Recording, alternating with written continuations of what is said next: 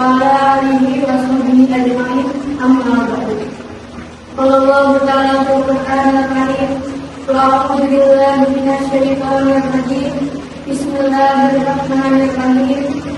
Puji dan syukur kita panjatkan kepada Allah Subhanahu wa Ta'ala dan telah memberikan kita nikmat iman dan Islam, serta salawat dan salam semoga selalu tercurahkan kepada Nabi kita Nabi Muhammad Sallallahu Alaihi Wasallam, manusia terbaik yang menjadi teladan kita sampai akhir zaman ini.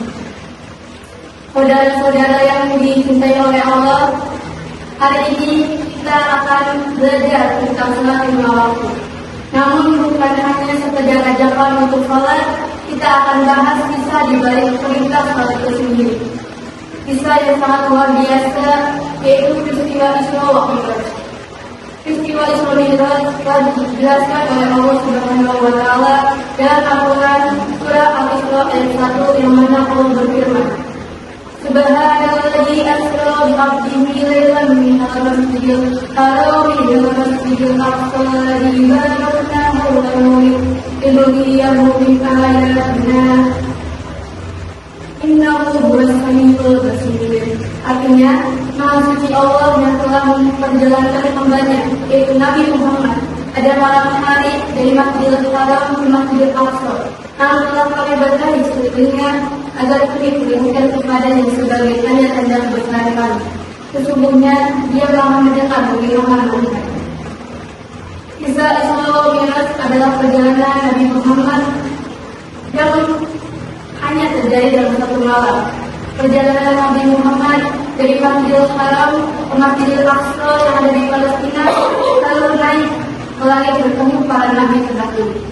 Bahkan sampai itu sudah turun tangan tempat tertinggi yang tak bisa dijangkau makhluk manapun. Dan di sanalah Rasulullah bertemu langsung dengan Allah. Tidak seperti perintah Allah yang lain yang sampai melalui malaikat Jibril. Perintah salat ini langsung diberikan oleh Allah kepada Rasulullah. Allah memerintahkan kepada Nabi Muhammad untuk melaksanakan 5 kali waktu salat sehari dan semalam. Setelah menerima perintah itu, Rasulullah turun. Tapi di langit ke-6, beliau bertemu dengan Nabi Musa alaihissalam yang berkata, "Apa yang diperintahkan Tuhanmu kepadamu, ya Muhammad?" Lalu Rasulullah menjawab, 50 kali waktu sholat. Dan Musa berkata, "Kembalilah kepada Tuhanmu dan mintalah keringanan. Sungguh umatmu tidak akan sanggup." Lalu Rasulullah naik lagi, minta pengurangan kepada Allah, dan Allah pun mengurangi waktu sholat menjadi 45 waktu. Lalu Nabi Muhammad turun lagi bertemu dengan Nabi Musa dan disebut naik lagi dari 45 menjadi 40 waktu.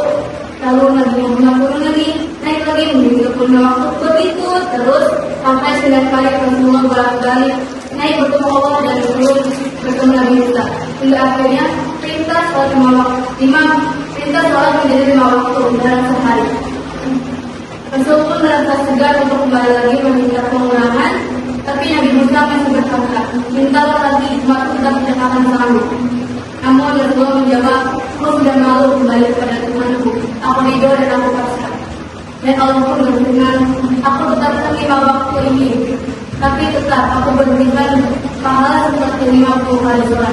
Hadis riwayat Bukhari dan Muslim. Masya Allah, luar biasa cintanya Allah kepada kita. Allah kasih kita keringanan, tapi pahala kita berlipat ganda. Saudara-saudara yang dirahmati oleh Allah, sekarang coba kita renungkan.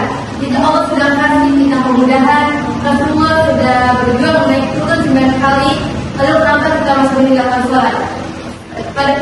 Padahal cuma 5 kali dalam sehari, padahal waktunya cuma 5 menit, tapi kenapa kita masih sering kalah untuk melawan rasa malas, untuk melawan godaan gadget, scroll TikTok, main game, kemudahan dan alasan lainnya.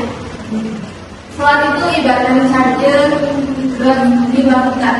Kalau HP saja tidak panik pas COVID, kenapa pas hati kita jauh dari Allah, kita malah tenang-tenang saja. Maka dari itu, mulailah hari ini kita jaga sholat 5 waktu kita. Bukan karena takut dosa, tapi karena cinta Allah dan cinta Rasulullah. Kalau mereka sudah berjuang untuk kita, Masa kita nggak mau berdoa untuk mendekati kepadanya? Maka dari itu kita mulailah menjaga sholat kita. Sekian yang sudah saya sampaikan. Wabillahi taufiq wal hidayah. Wassalamualaikum warahmatullahi wabarakatuh. Waalaikumsalam warahmatullahi wabarakatuh.